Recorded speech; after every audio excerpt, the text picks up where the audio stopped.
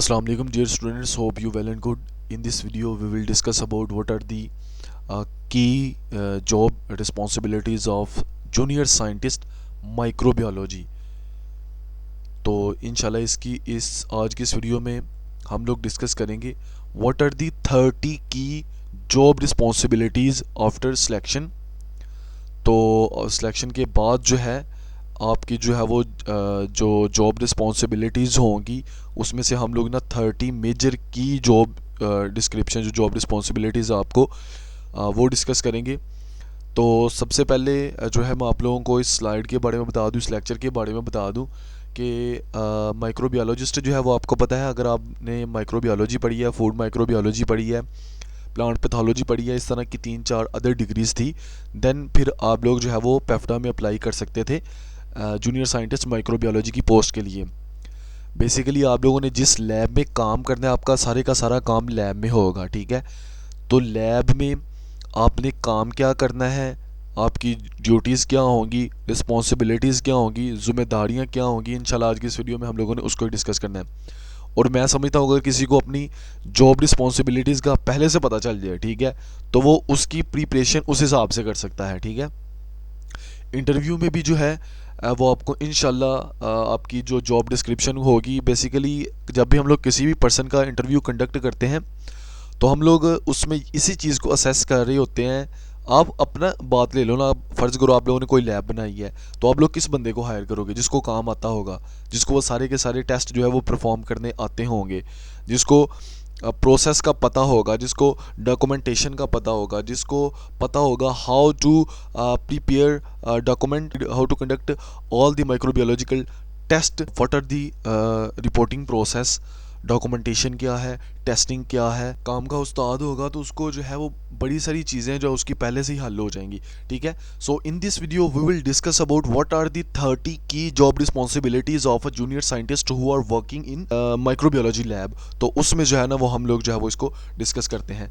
सबसे पहले हम लोग इसका थोड़ा सा मैं आपको ओवरव्यू दे देता हूँ। अ जूनियर साइंटिस्ट जो माइक्रोबियोलॉजिस्ट हायर होगा plays a critical role in the laboratory operation, ठीक है जी। ज़ाहिर है हमें पता है कि उसका जो मेन जो काम है वो लेबॉर्ट्री ऑपरेशंस में ही होगा। फोकसिंग ऑन माइक्रोबियोलॉजिकल एनालिसिस, तो सबसे पहले आप लोगों का जो काम है वो है जी माइक्रोबियल एनालिसिस, ठीक है। माइक्रोबियल एनालिसिस आप लोगों ने करने होंगे सारे के सारे। क्वालिटी कंट्रोल, ठीक है, क्वालिटी कंट्रोल आप लोगों ने जो है वो क्वालिटी कंट्रोल का जो प्रोसेस है, ज़ाहिर है क्वालिटी एश्योरेंस है, क्वालिटी कंट्रोल है, इस तरह की सारे डोमेन्स हैं, इसमें आप लोगों ने काम करना होगा। रिसर्च सपोर्ट आप लोगों ने इसके ऊपर काम करना होगा। So below 30 core responsibilities, below are the 30 core responsibilities with the real world example.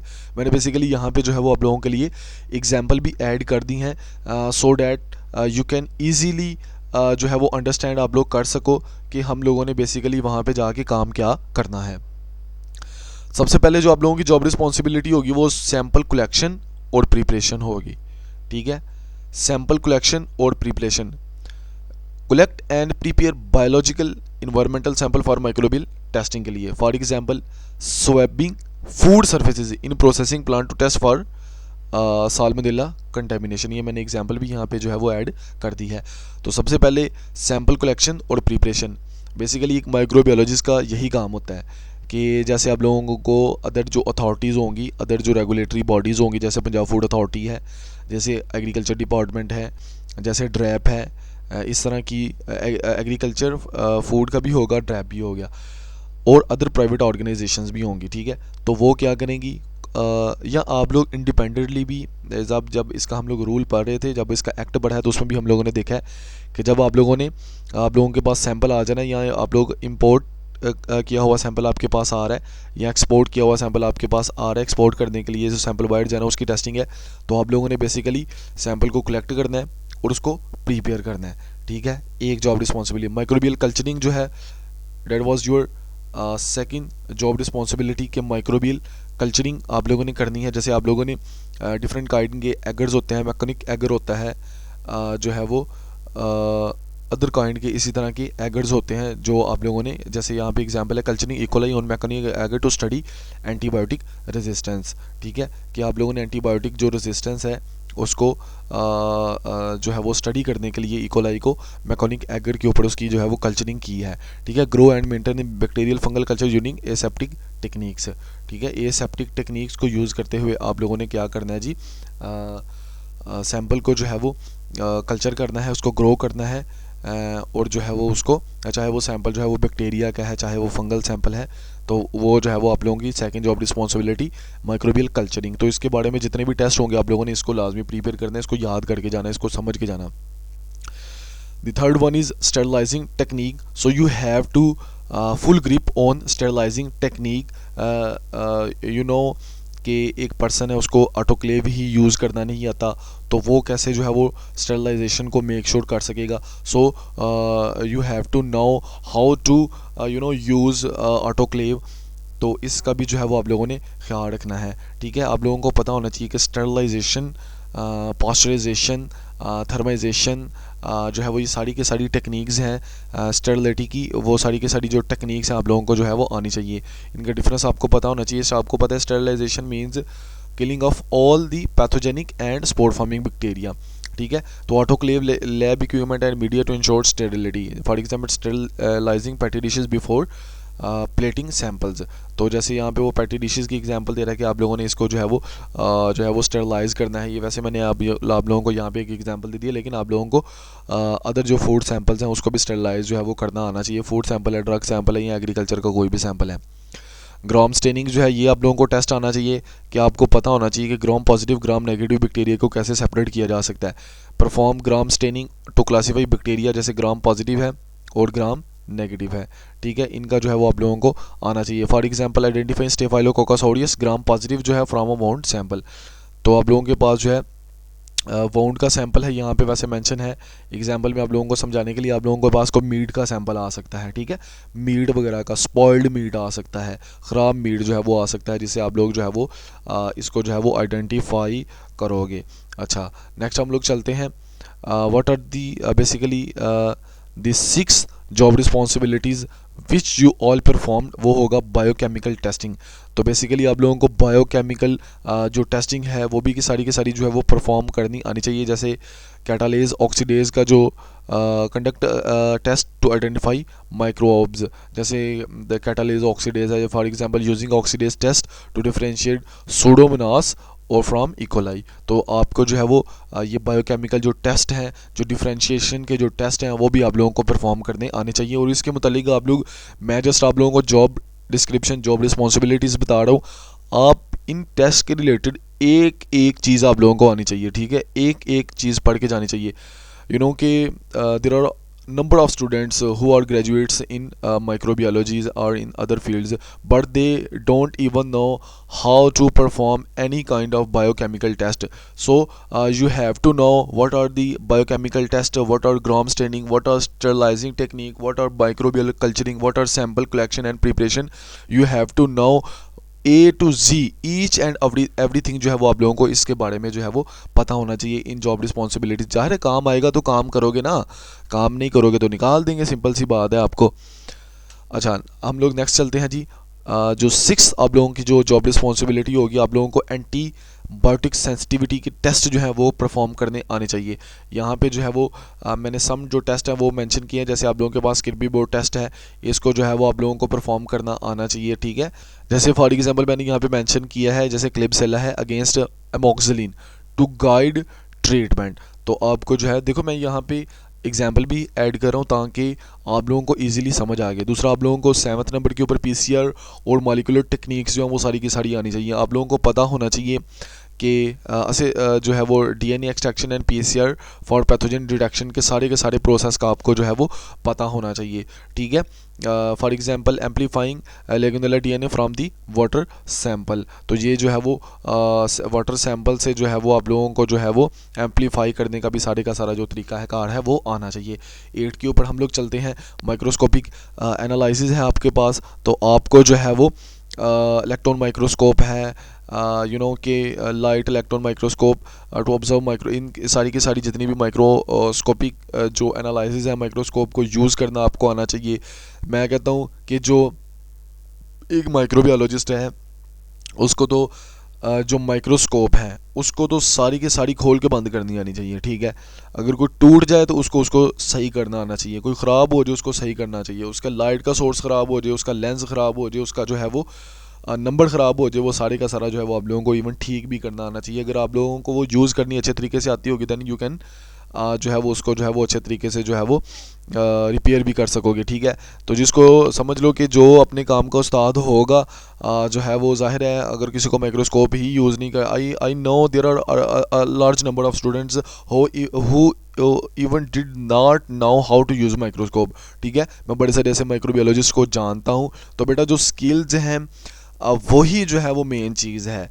अगर आपको कोई काम अगर आता ही नहीं होगा तो आपको कोई क्यों रखेगा, सिंपल सी और सादी सी बात है, ठीक है। तो ये जो है लोग समझते हैं कि हाँ जी हमारा दाल लग जाएगा, बगैर तैयारी के जाएंगे तो हमें को बड़ी सारी चीज़ें हमारी सिलेक्शन हो जाएगी। तो बेटा ऐसे नहीं होता है, इस चीज़ का आप लोगों ने ख्याल रखना है। बगैर तैयारी की कभी भी आप लोगों की सिलेक्शन नहीं हो सकती। क्या आप, मैं अगेन आपको बता रहा हूँ यार, आप कोई मतलब कोई भी होटल डाल लो, कोई भी लैब आप लोग ओपन कर लो, कोई भी चीज़ आप लोग रख लो, ठीक है। तो आप होटल में किस बंदे को रखोगे जिसको खाना बनाना आता होगा, ठीक है, समझ रहे हो ना। तो जिस बंदे को खाना नहीं बनाता आप उसको क्यों रखोगे। तो ऐसे ही जो है वो ज़ाहिर है ये BLS लेवल 3 की जो है वो सारी की सारी जो है वो लैब्स हैं, वहाँ पे सिर्फ और सिर्फ काबिल बंदे जो होंगे जिनको कुछ आता जाता होगा वही काम कर सकेंगे, और कोई भी यहाँ पे जो है वो काम नहीं कर सकेगा। तो माइक्रोस्कोपिक जो एनालिसिस आपको सारे के सारे आने चाहिए। आप लोग जैसे आइडेंटिफाई कर सकें fungal hi-fi in soil sample, तो आपको जो है वो सोइल सैंपल में से जो फंगल हाइफाई है उसको आइडेंटिफाई करना, अदर जो बैक्टीरिया हैं उनको जो है वो आइडेंटिफाई करना, उनको सेपरेट करना जो है आप लोगों को सारे का सारा आना चाहिए। उसके बाद 10th के ऊपर आप लोगों की डेटा रिकॉर्डिंग एंड डॉक्यूमेंटेशन है। ये भी सारी की सारी जो है वो टेक्निक्स आपको आनी चाहिए। आपको वर्ड आना चाहिए, आपको एक्सेल आना चाहिए, आपको जो है वो पावर पॉइंट जो है वो अच्छे तरीके से आना चाहिए, so that you can present your work to your senior. और जो है वो उससे भी जो है वो बड़ा सारा फ़ायदा हो जाता है अगर आप लोगों को जो है वो सारी की सारी डॉक्यूमेंटेशन जो है वो आती होगी। आपको पता होगा लॉग बुक क्या है, जो है वो लॉट नंबर क्या है, बैच नंबर क्या है, ये सारी की सारी जो टेक्निक्स हैं।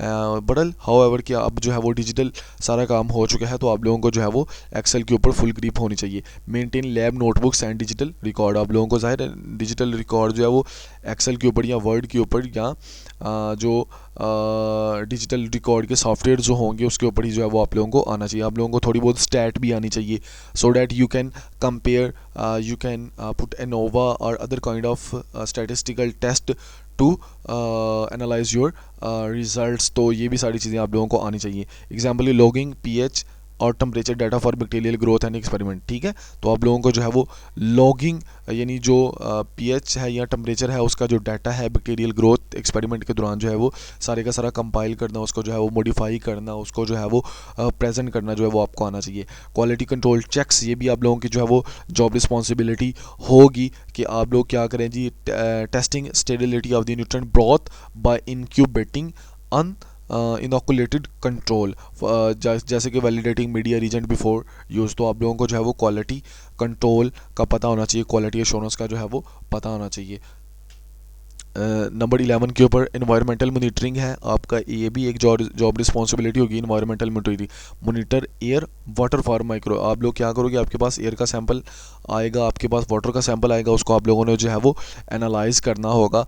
Sampling clean room air for Aspergillus spores in the pharmaceutical labs, तो ज़ाहिर है एक तो अपनी आपकी खुद की लैब होगी, दूसरा जो है वो अदर जो ऑर्गेनाइजेशंस होगी वो उनकी लैब्स होंगी, तो वहाँ पे भी जाके आप लोगों ने सैंपल कलेक्ट करके आप लोगों को ये सारे के सारे जो टेस्ट हैं जो है वो एस्परजिलस, जैसे यहाँ पे मैंने एग्जांपल दिया कि क्लीन जो आप लोगों का जो रूम है उसके एयर में जो है वो एस्परजिलस स्पोर्स नहीं होने चाहिए। अगर वो फार्मास्यूटिकल इंडस्ट्री या फार्मास्यूटिकल लैब है तो आप लोगों को जो है वो उसका सैंपल लेना, उसको डिटेक्ट करना जो है वो आपको आना चाहिए।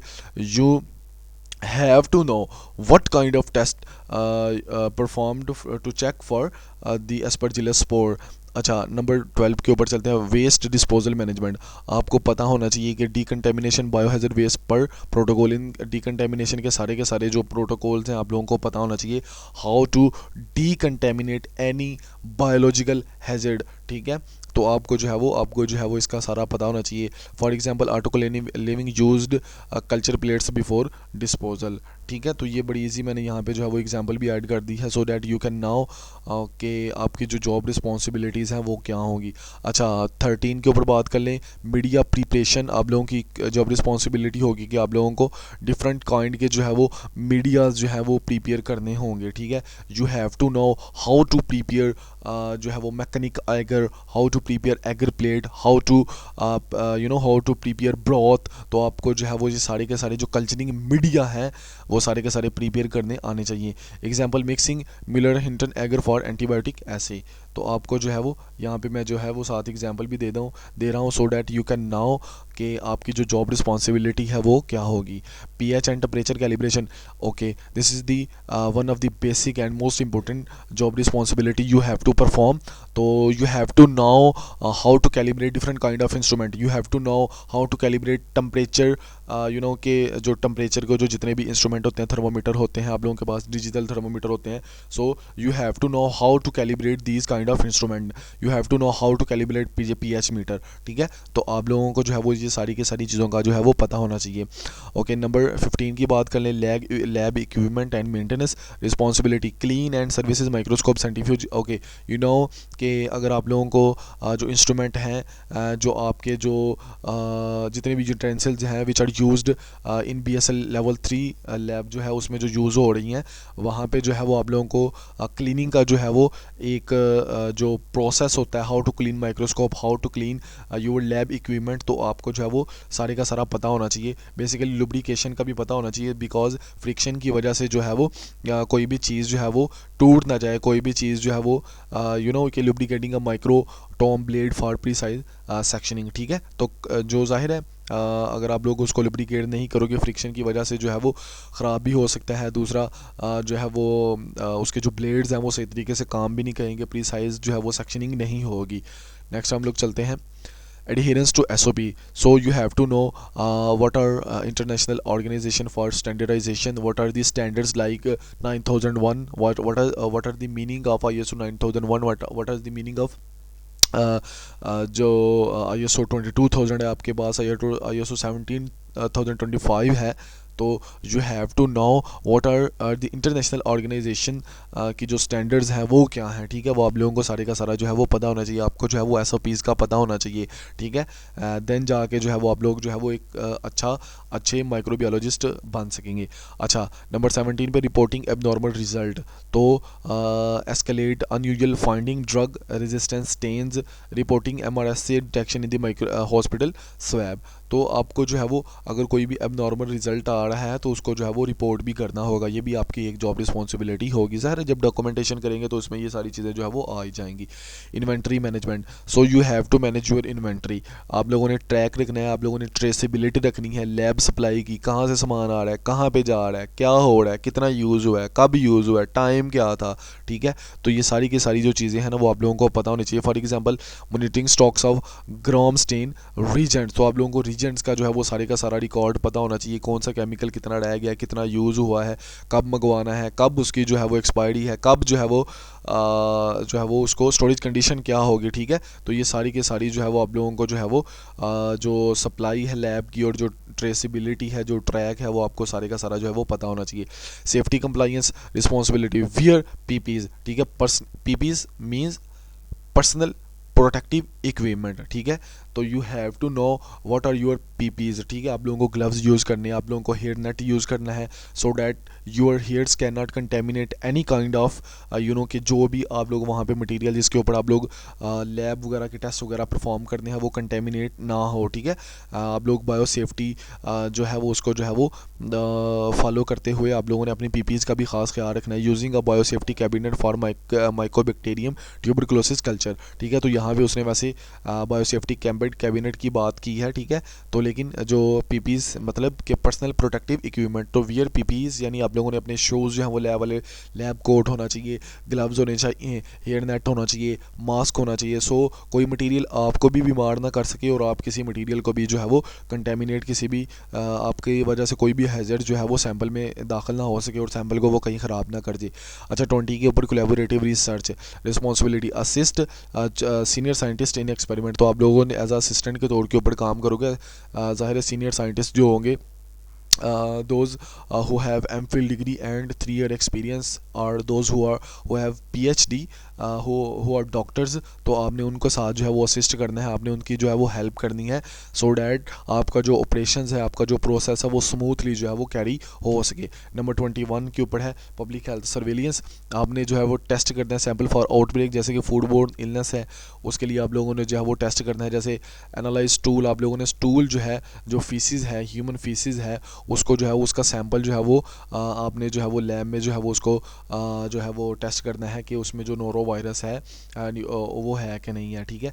तो उस वजह से भी आप लोगों ने ये सारे, ये सिर्फ मैंने यहाँ पे एक जो एग्जांपल दी है, अदरवाइज़ जो है वो आप खुद से भी जान सकते हैं कि पब्लिक हेल्थ सर्विलेंस में कौन कौन से जो है वो टेस्ट जो है वो आप लोगों ने परफॉर्म करने हैं। You have to read, you have to you know कि आपको सर्च तो करनी पड़ेगी और ये सारे काम तो करने पड़ेंगे। इफ़ यू वांट 2,25,000 और 50,000, तो जो है वो अगर आप लोगों ने 2,25,000 या 2,50,000 इसकी शायद सैलरी है वो लेनी है, तो आपको ये सारे के सारे काम आने चाहिए।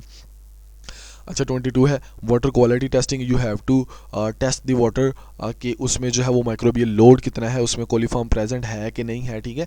For example testing drinking water for V cholera, तो कोलेरा के लिए, विब्रियो कोलेरा के लिए आप लोगों ने जो है वो टेस्टिंग ड्रिंकिंग वाटर को टेस्ट करना है कि उसमें जो है वो कोलेरा है कि नहीं है। आप लोगों ने फूड माइक्रोबायोलॉजी की टेस्टिंग करनी है, आपने डिटेक्ट करना है, ज़ाहिर है ये भी आपकी जॉब रिस्पॉन्सिबिलिटी होगी कि जैसे फूड सैंपल है, मिल्क है, मीट है, आपके पास जो है चीज़ है, बटर है, आपके पास अदर फूड सैंपल्स हैं, तो उसमें जो है वो आप लोगों ने माइक्रोबियल कंटेमिनेशन चेक करनी है कि आया मीट जो है, जो चिकन है, उसमें जो है वो साल्मोनेला प्रेजेंट है कि नहीं है। जैसे लिस्टेरिया है डेयरी में, जैसे क्लोस्ट्रिडियम बाचुलाइनम है आप लोगों के पास, जैसे आप लोगों के पास चीज़ में जो है वो मोनोसाइटोजीन्स है, लिस्टेरिया मोनोसाइटोजीन्स है वो, ठीक है। तो ये जो है वो आप लोगों को सारे के सारे जो फूड माइक्रोबियोलॉजी के जो टेस्ट हैं वो भी सारे के सारे जो है वो आप लोगों को आने चाहिए। एंटी माइक्रोबियल एफिकेसी टेस्टिंग जो है ये भी आप लोगों को आनी चाहिए, ठीक है। Evaluate infectants against microbes, testing bleach effectiveness against C difficile spores, तो ये जो है वो आप लोगों को जो है वो सारे का सारा एंटी माइक्रोबियल एफिकेसी जो टेस्ट हैं, you have to know what are the anti microbial efficacy test, इसके बारे में आप लोग लाजमी पढ़ के जाना है, इसके बारे में सारे का सारा जो स्किल्स हैं, जो सारी की सारी जो फंक्शन है उसको आप लोगों ने लाजमी देख के जाना है। नंबर 25 के ऊपर आपकी जो जॉब रिस्पॉन्सिबिलिटी होगी वो स्टेन प्रिजर्वेशन की होगी, आप लोगों ने store culture in glycerol stock और लिफो लाइज, ठीक है, यानी जो उसकी फ्रीज ड्राइंग है उसको आप लोग कर रहे हैं। फ्रीजिंग सैक्रोमाइसिस सर्विस -18 के फॉर फ्यूचर यूज़, जो आप लोगों के पास जो यीस्ट है सैक्रोमाइसिस सर्विसाई उसको कह रहा है कि आप लोगों ने -80 के ऊपर फॉर एग्जांपल के तौर के ऊपर स्टोर करना है, उसको फ्यूचर यूज़ करिए, यानी आप लोगों को जो है वो स्टेन जो है उसको प्रिजर्वेशन का जो है वो मेथड जो है वो आप लोगों को आना चाहिए, ठीक है।